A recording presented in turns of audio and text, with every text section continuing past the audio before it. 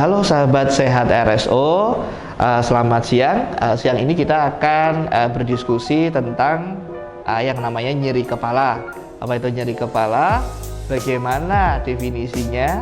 Apa aja nyeri kepala dan penata laksananya? Stay tune di RSO Bincang Sehat.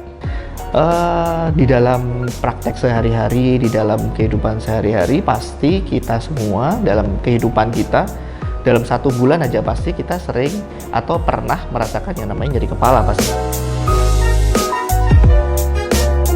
Kalau dia memang masuk kriteria MOH, medication overuse headache, ya kita stop obat yang dia konsumsi selama ini.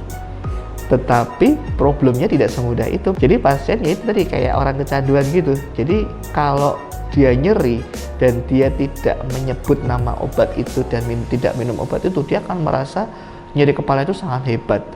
Bahkan keluhannya nanti akan melebar kemana-mana. Badannya keju kemeng, capek, badannya sakit semua, tidak bergairah, kerja tidak semangat, dan lain sebagainya.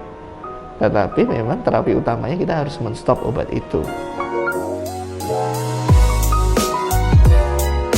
Ya, jadi nyeri kepala itu juga ada yang emergency, ada yang menunjukkan tanda, simptom, sign dari kegawatan.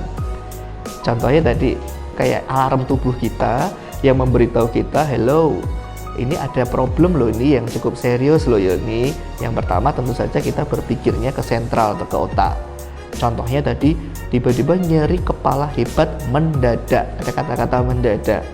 Kemudian disertai dengan defisit neurologis. Defisit neurologis itu ada kelainan saraf. Contohnya disertai dengan kejang, disertai dengan kelemahan separuh badan, disertai dengan pelo, itu bisa. Nah, kalau itu muncul ya harus segera ke rumah sakit untuk mendapatkan penanganan segera. Contohnya apa dok? Contohnya stroke perdarahan yang jenis subarachnoid.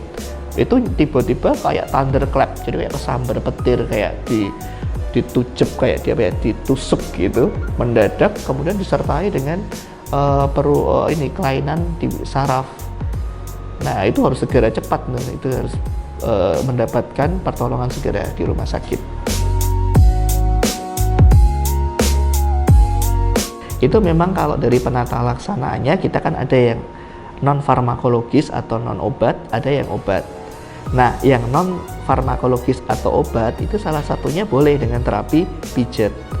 Tapi pijatnya tentu saja kita harus tahu secara sedikit, tahulah tentang anatomi di leher dan di kepala. Mana yang harus dipijat, misalkan di ototnya, di muskulus-muskulusnya yang tegang, bagaimana caranya gitu, kita harus tahu dulu. Ya, boleh sebenarnya pada prinsipnya terapi pemijatan boleh.